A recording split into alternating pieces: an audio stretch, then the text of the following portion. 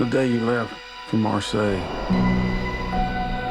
I drove to the airport. I went to the gift shop and I saw this necklace. It was gold, said Stillwater on it. I thought it'd be a little piece of home to take with you.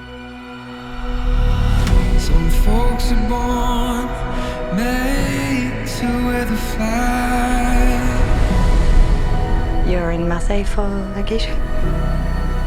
Yeah, I visited my daughter. You're the father of the girl, the American student? Yes, ma'am. Allison came here for college, and that's where she met this girl, Lena. One night she found Lena dead and called the police. All they cared about was Allison sleeping with some Arab girl. I loved her. I know you did. But everybody thinks that I killed her. We have exhausted every possible legal action. Is the lawyer not helping you? I'm doing it myself for now.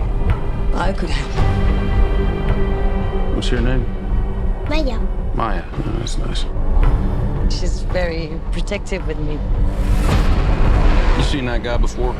No one would talk to you, trust me. I'm not from here.